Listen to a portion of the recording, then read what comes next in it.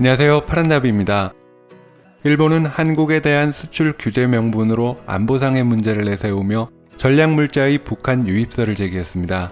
심지어 일본인의 트라우마가 존재하는 살인가스까지 언급하며 일본이 한국에 수출하는 고순도 불화수소가 북한에 유입돼 살인가스 제조에 사용될 수 있다는 다소 억지스러운 주장까지 펼쳤는데, 이러한 일본의 주장에 한국이 반박에 나선 가운데 UN 대북제재위원회 전문가 패널이 지난 10년간 제출한 보고서상에는 오히려 일본이 북한의 사치품도 모자라 군사용으로 전환될 수 있는 물품까지 수출한 것으로 확인되고 있습니다.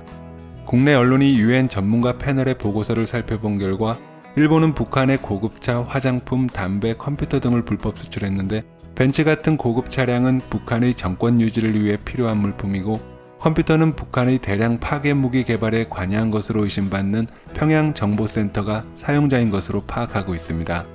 뿐만 아니라 백령도에서 추락했던 북한 무인기의 카메라와 RC 수신기도 일본 제품으로 확인되었고, 파주와 삼척에서 발견된 무인기도 9개의 부속품이 일제로 확인되었으며, 북한이 미사일 발사 장면을 공개한 사진 속의 군함 레이더도 일본 회사의 제품으로 확인된다고 지적했습니다.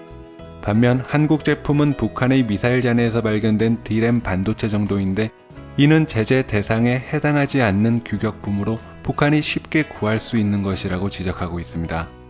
일본의 위반 사실은 UN 전문가 패널 보고서에서만 나타난 게 아닙니다.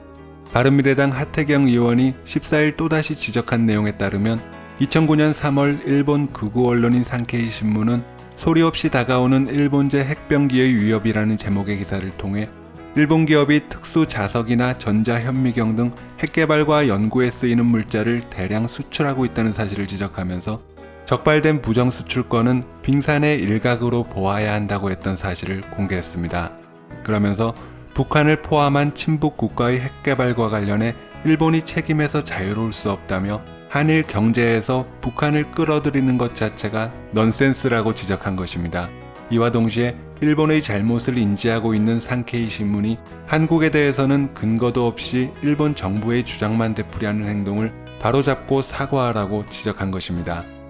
일본은 한국 때문에 일본의 안전이 위협받는다고 주장하지만 정작 일본이 북한에 기여하는 것이 추가로 드러나면서 일본의 목적이 과연 무엇인지 의심스럽게 만들고 있습니다.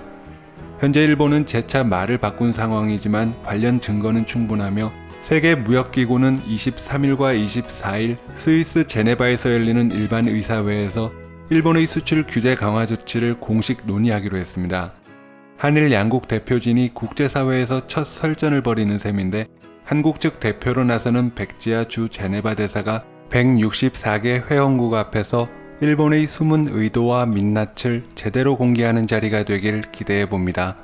오늘 파란나비가 준비한 소식은 여기까지입니다. 시청해주셔서 감사합니다.